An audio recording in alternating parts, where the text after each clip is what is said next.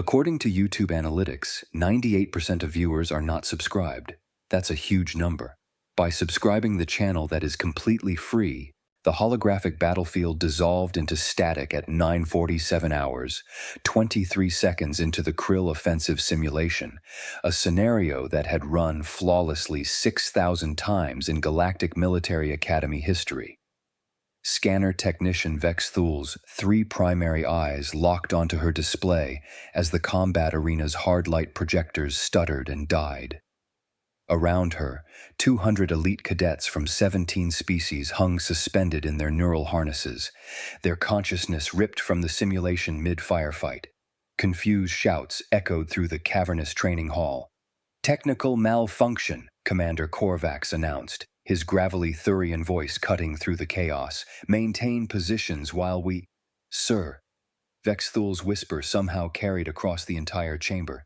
"Sir, you need to see this." The commander's 4-armed frame descended from his observation platform with predatory speed.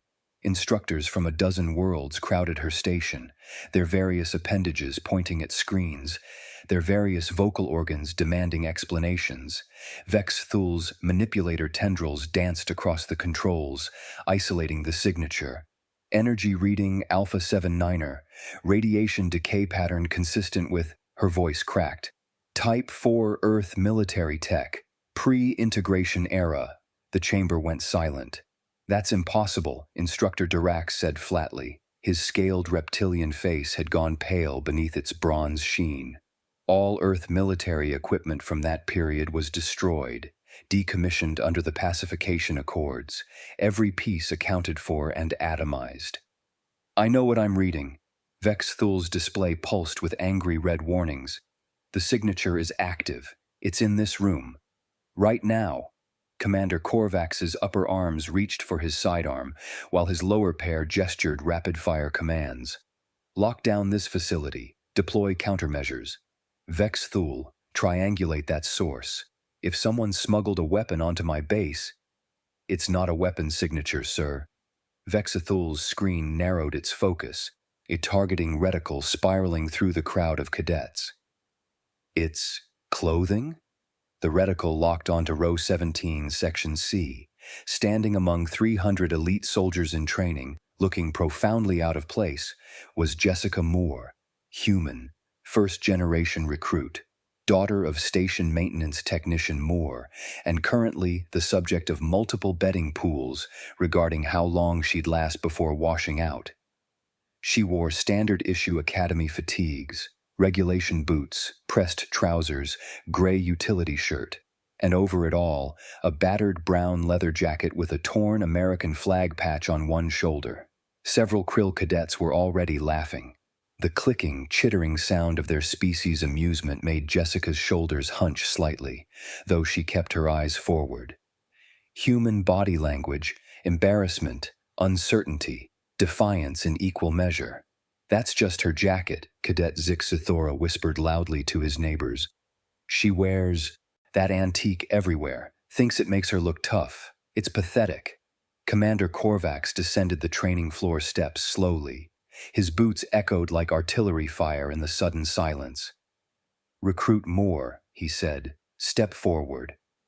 Jessica moved with the rigid over-precision of someone trying desperately not to make mistakes. She snapped to attention 3 meters from the commander, her face carefully neutral. Korvax studied her with all 4 eyes. Then his gaze dropped to the jacket. Instructor Dirac had descended as well, his scanning device already active and whirring. When its display lit up, his clawed hand began to shake.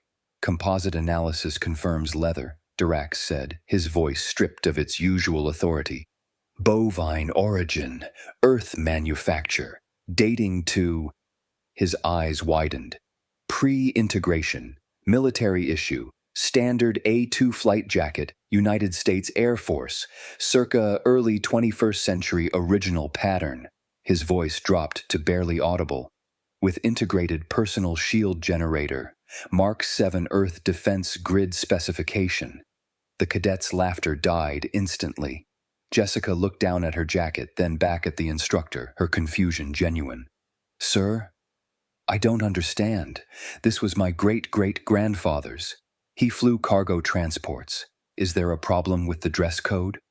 Drax's jaw worked soundlessly. His scanning device was cycling through impossible readings, its alarm growing louder with each pass.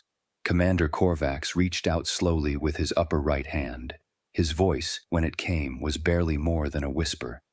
Recruit Moore, where exactly did you get that jacket? It's my grandfather's, Jessica said, her tone suggesting she was explaining something obvious to very slow children. Well, great-great-grandfather, technically. Michael Moore. He was a cargo pilot or something before the integration. Flew supply runs. The jacket shifted slightly on her shoulders as she shrugged. A faint shimmer, barely visible, rippled across its surface. Every scanner in the room screamed. Lockdown! Dirax's voice cracked across 3 octaves. Full facility lockdown. Deploy armed response teams to Training Hall 7 immediately. Red emergency lights bathed the chamber. Reinforced blast doors slammed down across every exit with the finality of coffin lids. The cadets erupted into chaos, some reaching for weapons that weren't there, others demanding explanations in 17 languages simultaneously. Jessica's eyes went wide. Sir, I can take it off if it's against regulations. Don't touch it! 3 instructors shouted in unison. She froze, hands half raised toward the jacket's zipper. Vexthul's tendrils were a blur across her console. Running full authentication protocols, isotope decay analysis, molecular dating, construction methodology verification. Her voice trailed off as results populated her screens. Commander, it's genuine. Carbon dating confirms manufacture year 2247, Earth Standard Calendar. That's 16 years before first contact, Dirax finished numbly, 29 years before the pacification accords. His claws scraped against his scanning device's casing.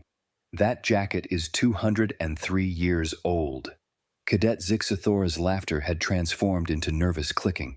But that's impossible. Leather degrades. Even preserved artifacts don't.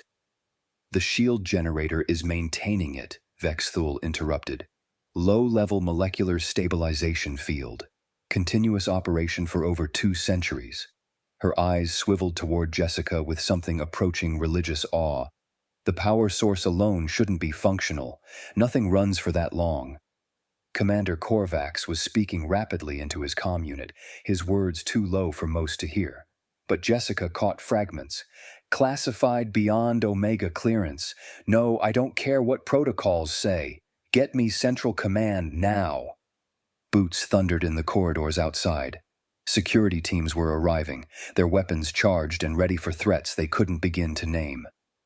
Cargo pilot, Dirax muttered, pulling up ancient Earth databases with shaking hands. Cargo pilot during some conflict. Recruit Moore. What conflict? Jessica shifted uncomfortably under the weight of several hundred stares. I don't know, sir. Grandpa didn't talk about it much. He just said the work needed doing, and somebody had to fly the supplies. She glanced down at the jacket. He told me to never lose this, though. Said it was important to remember. Remember what? Dirax pressed. He didn't say. Just remember. The main doors dilated despite the lockdown, admitting a figure that made several cadets gasp. Zara, the archivist, was nearly 3 meters tall, her crystalline body refracting the emergency lights into dancing patterns. She was the galactic military's foremost expert on extinct warfare, specifically human warfare from the pre-integration period that everyone agreed had been thoroughly documented, understood, and relegated to history. She approached Jessica with the slow precision of someone defusing a bomb. May I examine the insignia? Zara's voice resonated like wind chimes. Jessica nodded mutely. Zara's crystalline fingers extended, not quite touching the jacket's shoulder where a unit patch sat beside the torn flag. Her internal luminescence shifted through colors no human eye could properly name. This designation, she said quietly. This shouldn't exist. Dirax leaned in. What does it say?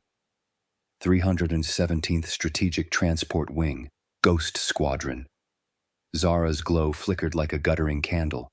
That unit doesn't appear in any Earth military records, neither pre-integration nor post. It's not in our databases. It's not in Earth's own historical archives. Maybe it got lost, Jessica offered hopefully. Bureaucracy and all that? No, Zara's voice was hollow. Units that transport cargo don't receive squadron designations. They certainly don't receive call signs like Ghost. And they absolutely don't receive. Her fingers finally touched the patch, and her entire body flashed brilliant white. Mark 7 personal shield generators that were supposedly only prototypes that never entered production. Vexthul's scanners were cycling through progressively more alarmed readouts. Commander, I'm detecting additional systems integrated into the jacket's structure, classified beyond my clearance to identify, but the energy signatures match weapons platforms that were banned under 14 separate interstellar treaties. Jessica looked down at herself, then back at the ring of horrified aliens. Her voice came out very small. So, is this a dress code violation or not? Commander Korvax's comm unit chimed with an incoming priority override channel.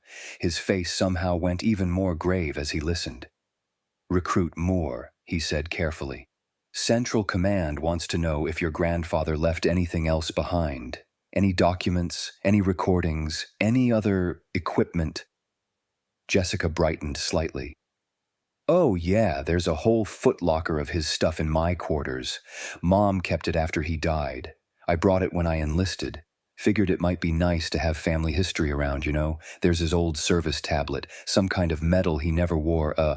The emergency alarm's pitch rose to a frequency that made several species clutch their auditory organs in pain. Because on Vexthul's screen, the jacket's shield generator had just activated something new. A holographic display, projected from the jacket's collar, flickering to life after 2 centuries of dormant waiting. And on it, in perfect Earth Standard English, 4 words that made Zara's crystalline body crack audibly. Emergency.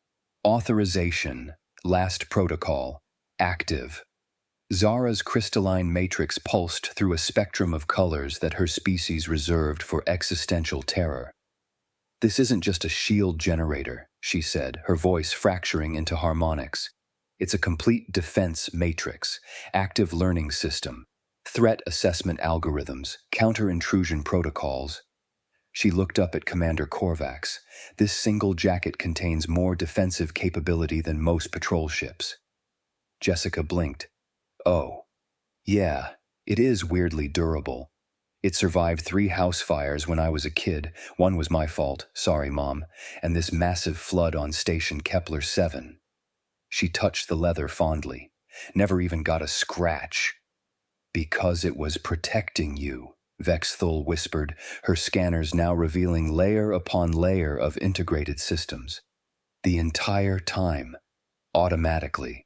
Drax was deep in classified databases now, his claws flying across holographic interfaces that required 7 different biometric confirmations to access. Moore, Michael J. Service Number. His voice died. His name appears in redacted documents, dozens of them, all sealed under Omega Black classification. What's Omega Black? Jessica asked. Clearance level reserved for information that could destabilize interstellar governments, Zara said quietly.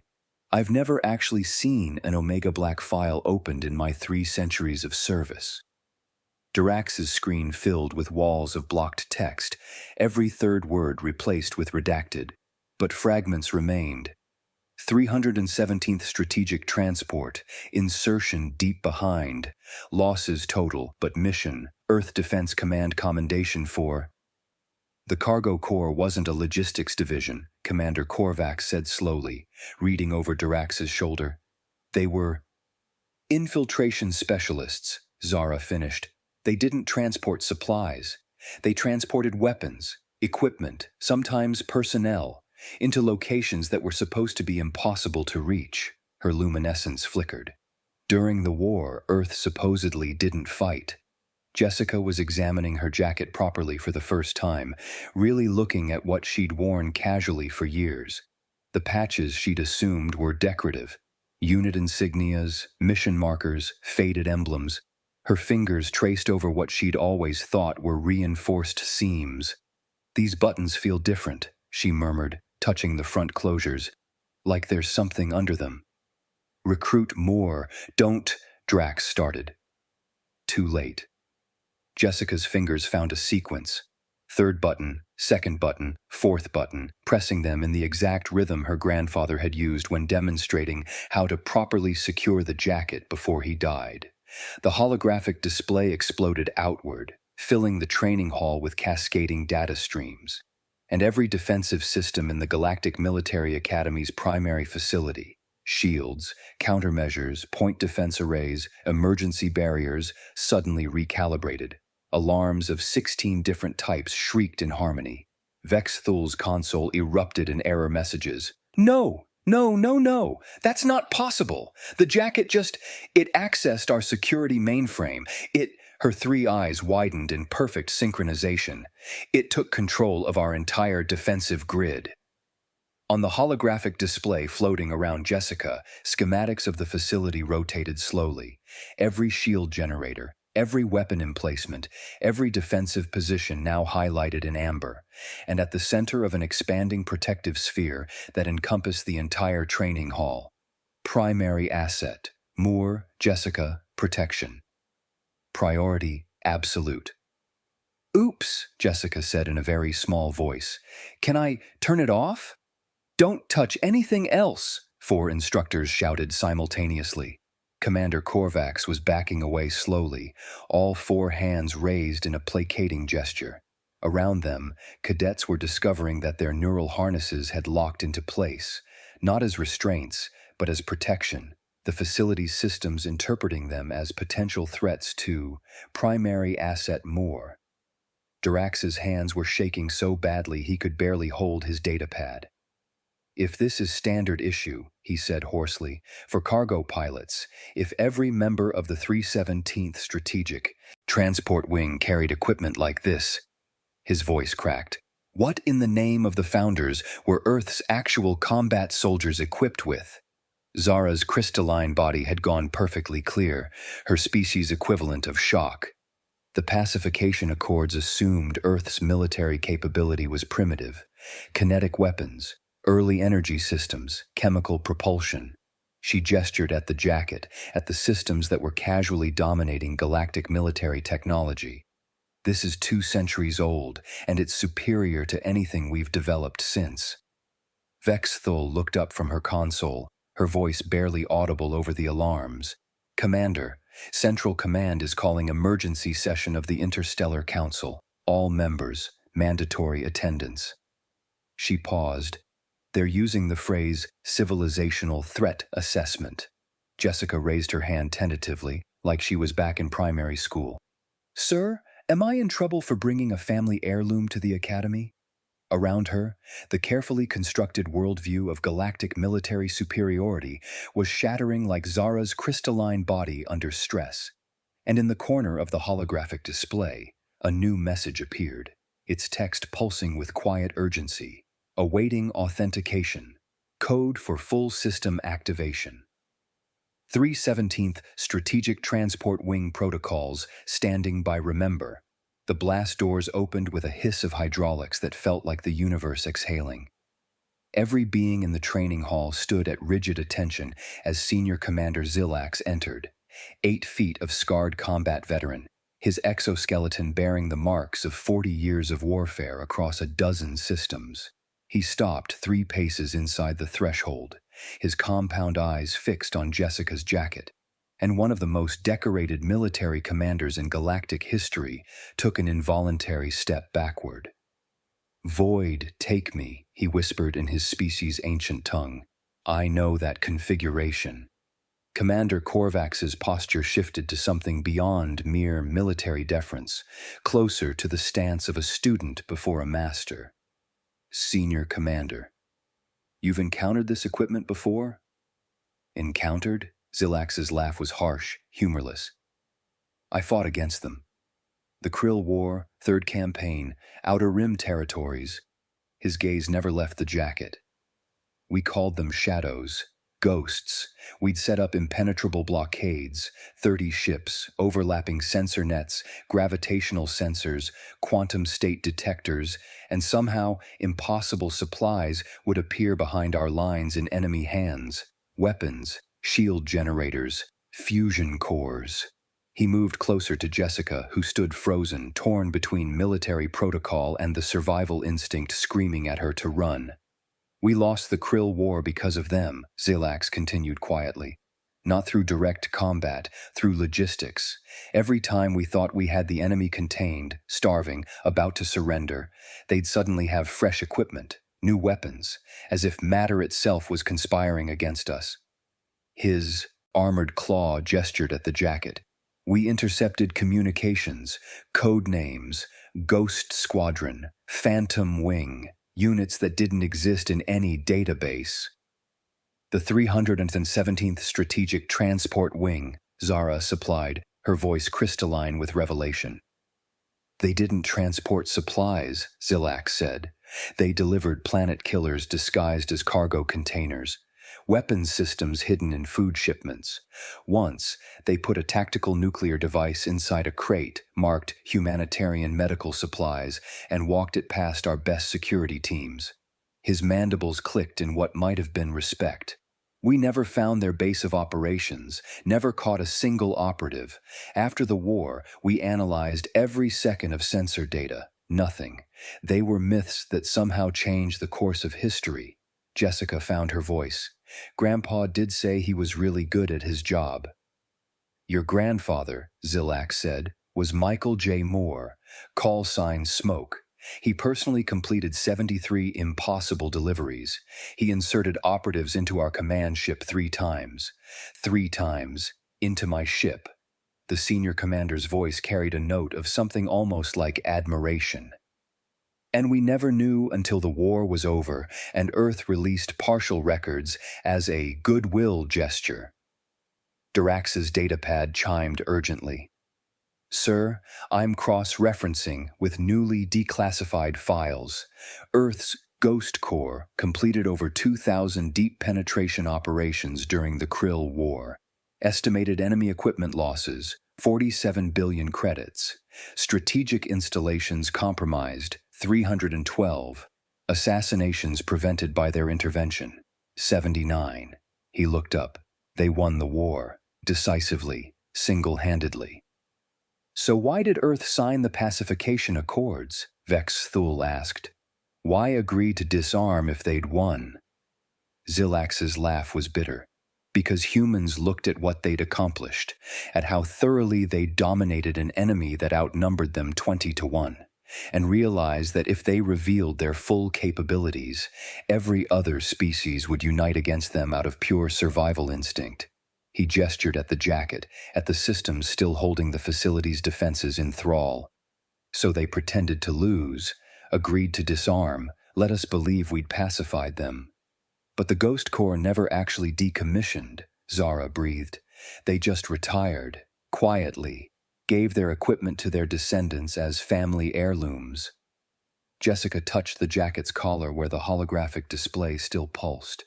Grandpa told me, if anyone ever asks about the jacket, tell them to remember. I thought he meant remember him, but he meant remember what humanity is capable of, Zilax finished, when pushed.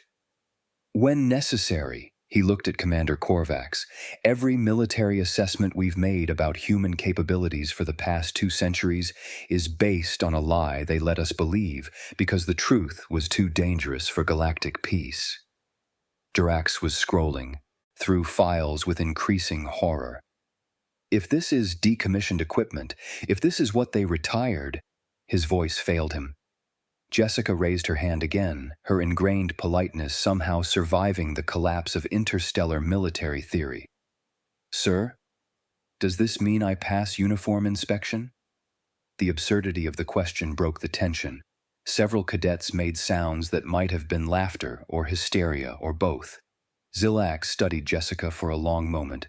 Then his mandibles spread in his species equivalent of a smile. Recruit more. You are the only cadet in Galactic Military Academy history to bring a strategic weapons platform to basic training. He paused. And yes, you pass inspection. Commander Korvax was already issuing orders. Vex Thul, compile everything we've learned. Dirax, coordinate with historical archives. Every record regarding Earth's military history needs revision. Zara, I want a full technical analysis of that jacket's capabilities for the Council. What about me, sir? Jessica asked quietly. Zilax fixed her with his compound eyes. You keep the jacket, recruit more. Wear it with pride. Let it remind everyone, human and alien alike, that the greatest victory is the one that never has to be explained. He turned to leave, then paused. And recruit more. Your grandfather would be proud. You just prevented a war by standing still and asking about dress code. As the senior commander departed, the facility's systems gradually returned to normal, the jacket relinquishing control with the casual ease of a tiger releasing prey it had only been playing with. Jessica looked down at the battered leather, at the patches she'd worn without understanding, at the technology that had protected her since childhood without her knowledge. Remember, she whispered. Around her, the galaxy was remembering, and quietly, carefully recalculating everything it thought it knew about the species that had been so easy to pacify, the species that had never actually been pacified at all. The Galactic Military Academy's Equipment Protocols Manual had been 17 pages long for 3 centuries. After Jessica Moore's uniform inspection, it expanded to 463 pages. Section 47, subsection 12.3 now read, any equipment, clothing, accessory or personal item belonging to human personnel with ancestry predating the year 2250 Earth Standard must undergo level Omega scanning before being permitted within Academy facilities. No exceptions. This includes, but is not limited to, jackets, watches, jewelry, footwear, bags, writing implements, or any object that could be described as a family heirloom.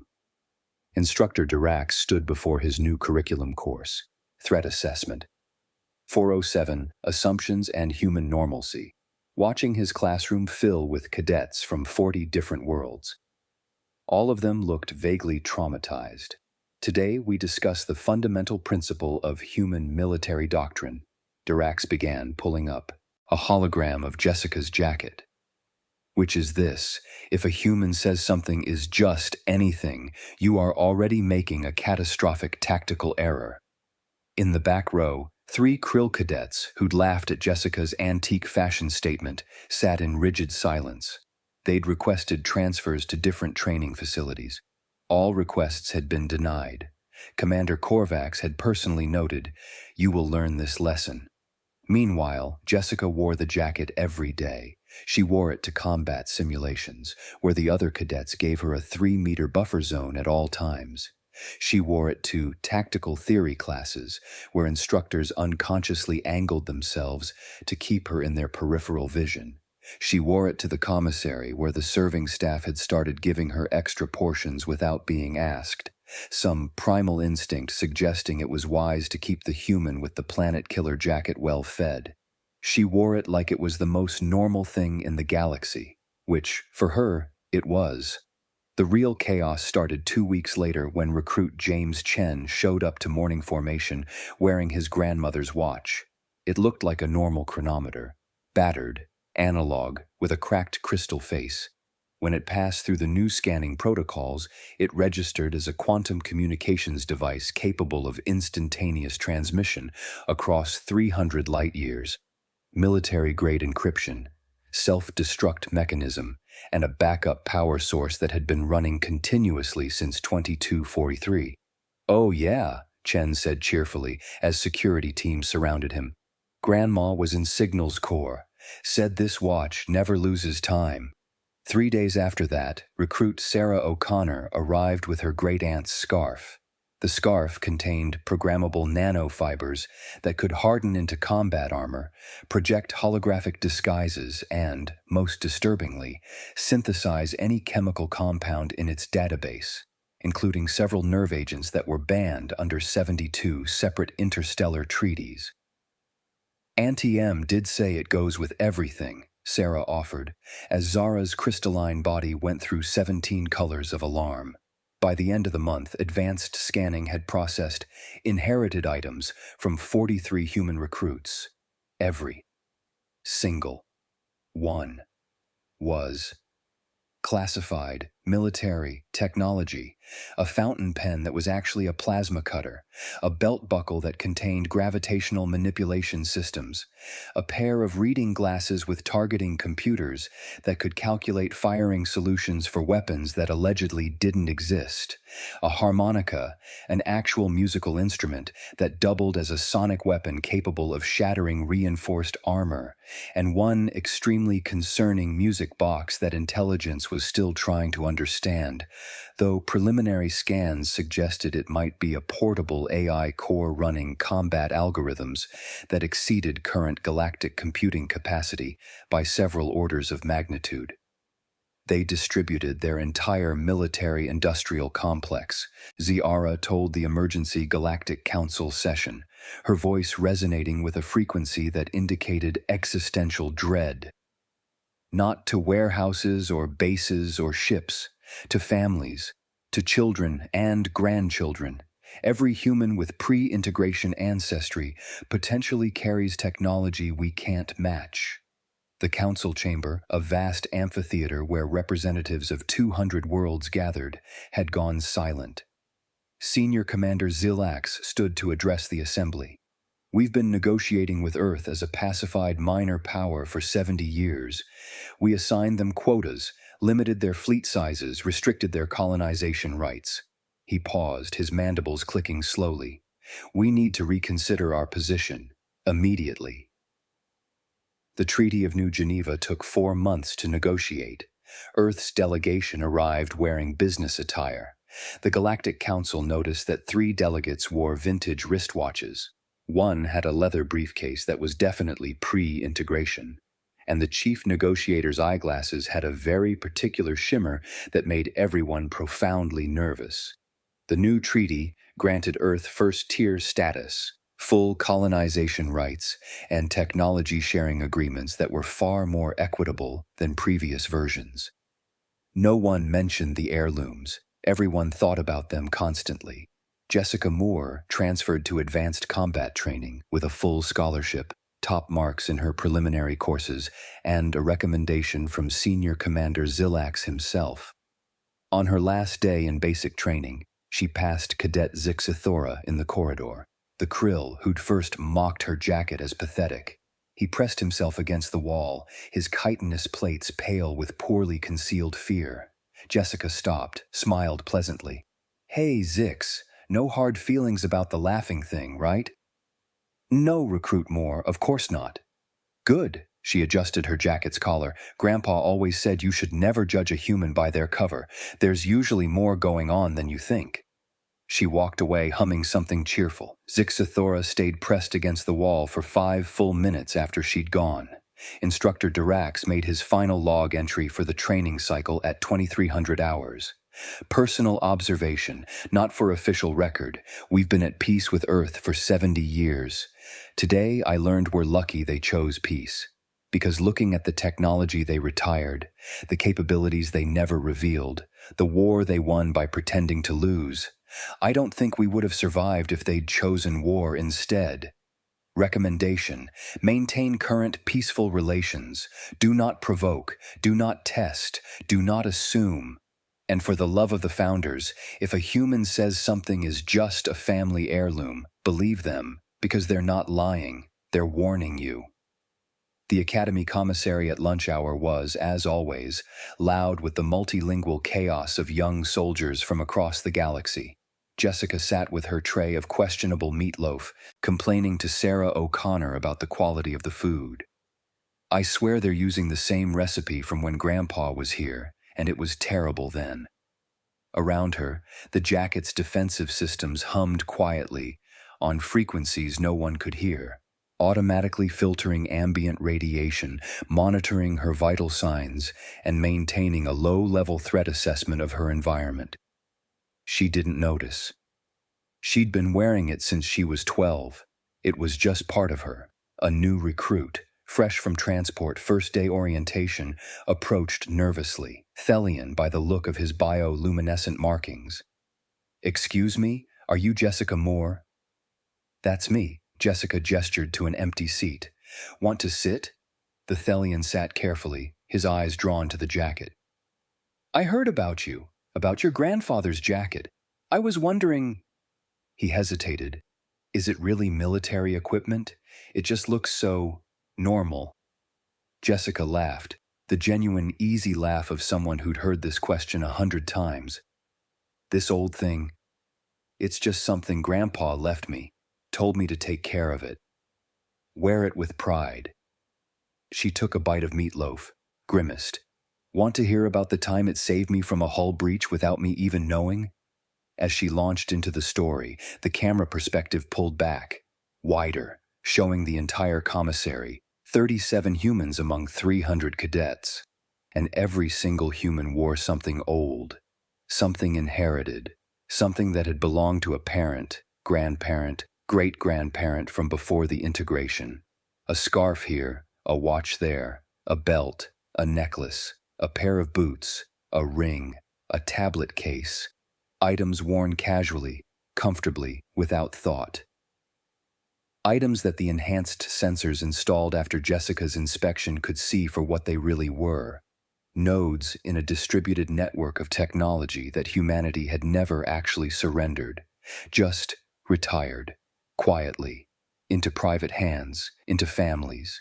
The alien cadets ate their meals, laughed at jokes, studied their data pads, and slowly, gradually, began to realize they were surrounded, not by enemies, but by ghosts of a war Earth had won so thoroughly that everyone else still thought they'd lost, by humans who'd inherited their grandparents' coats and watches and scarves, by the descendants of people who'd delivered planet killers disguised as cargo, who'd infiltrated command ships, who'd won a war without anyone knowing they'd fought. In his office, Drax reviewed security footage and updated his threat assessment protocols. On the bridge of a ship 3-star systems away, Zillax looked at intelligence reports and allowed himself a quiet moment of respect for an enemy-turned-ally who'd been kind enough to let him survive. In the council chambers on Terra Nova, diplomats rewrote treaties with trembling hands.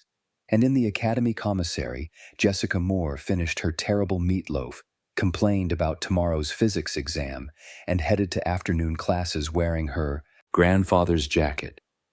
Just a jacket, just a reminder. Just humanity, choosing peace every day. And everyone who knew what that choice meant understood exactly how lucky they were.